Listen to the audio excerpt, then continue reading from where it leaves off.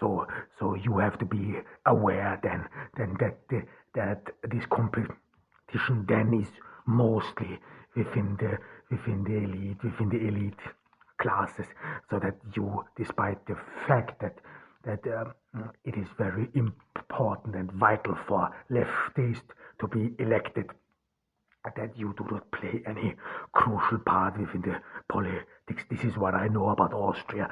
I was uh, a member once at the Austrian Social Democrat Party, and there in the Austrian Social Democrat Party, those party leaders, they would never talk directly with any migrant groups or whatsoever. There was always one who knew one who then knew one who could talk to those people, as it was called. So it was always some sort of fancy or a necessity you have to do with, and as well as to some sort of present yourself as having emotional compassion, having emotional depth, because all the others, this is how it is always portrayed, they would not care about you in a way. They are just vengeful evil, and you are good, and you care about people, and of course this rises the score on social media. In what I want to talk about in the last part of this episode, which I announced before, is why I think social uh, cultural appropriation is dangerous. I think it's a very important topic one should address too. This is not about ideological. This shouldn't be understood as ideological, because this would be a huge loss in that sense, that we would not understand what really comes with it, and that this cultural appropriation rather is harmful than really helps anyone. I mean, maybe I will briefly say what cultural appropriation means. Just that that some cultures, this is how it's said, are being exploited in a way. This is partially true. Is being are either being exploited or being demeaned to a certain or being demeaned to one artifact or one means, and that this will that this would distort the culture, and and some sort of make it, and other cultures would then take advantage of it. And this is very fast and short and precise. So it would be rather that one elite or one group takes the accomplishment of one culture, and some sort of either does not appreciate it, or does not, or sells it as if their own accomplishments. This is very narrow and fast explanation of it.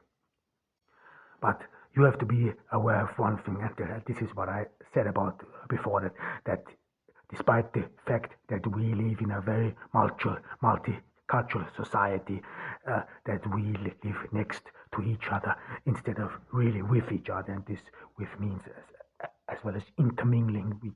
We do not intermingle a lot with each other, and this means that those cultures, or that some cultures, that they are really struggling to be visible in the public, despite the fact that they live in a cosmopolitan and multicultural society, and this visibility then disappears through cultural appropriation, through this force that you should not take over other people's or other cultures' achievements, and should wear them. I mean, this can be like a present. Cultural appropriation then actually means that you rather should stay among your own kind, that you should either some sort of be aware that you are taking the other culture's achievements. But this was even led to an extreme, so that you should not do this at all. You should not use other cultures. You should not crosswalk your own culture. This is what you have to criticize. This is what I criticize, that you should not cross cultures anymore, or that it is not so that it that this has not become possible anymore. And this is a very important point, because if you stop crossing cultures, and there's a very good example in the Middle East, in Lebanon, and that uh, during the Ottoman Empire in Lebanon, people used to celebrate with each other the different cultures, Christians, Muslims, Jews, and what have you, would always some sort of celebrate their holidays with each other. Is what it was a very good or working social uh, environment. But this then changed when people somehow stopped mixing with each other, when people stopped due to exogenous effects, due to colonialism, and due to the crumbling of the Ottoman Empire. This then changed. People stopped celebrating with each other. People stopped living with each other, but rather lived next to each other, and this then led to a brutal and nasty civil war. So what I'm saying is that cultural appropriation some sort of prevents the mixing of cultures, and therefore prevents the mitigation of social tensions within the society, because you rather stay among each other, or you rather do not mix because of you do not mix because this is not socially accepted, this is not this has been scoffed on, and so on. And cultural appropriation as well as means that people's behavior uh, is is being monitored as well as restrained. So you there are no rooms for going beyond your culture. For example, you cannot be a Muslim.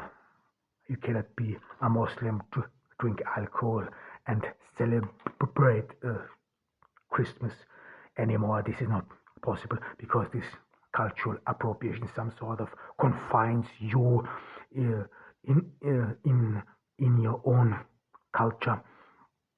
You then become uh, uh, trapped, if you want, and this is rather being considered difficult to make out anymore. This is what we will talk about later. This is identity.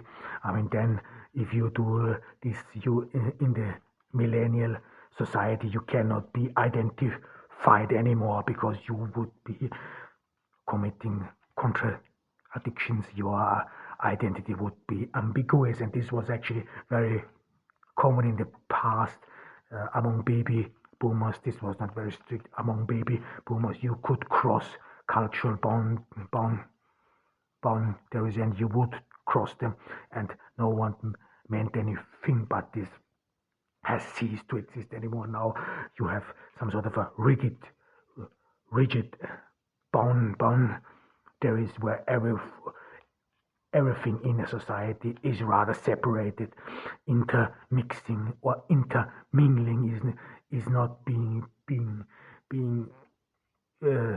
or is not is scoffed on, and people should rather remain among themselves. And this again leads to people living next to each other than with each other, and this is harmful and even toxic for the social peace. So this was my episode for today. I hope you enjoyed it. I'm Adem, hier was from Turkey, Ordo. I hope you are doing all fine, and bye, over and out.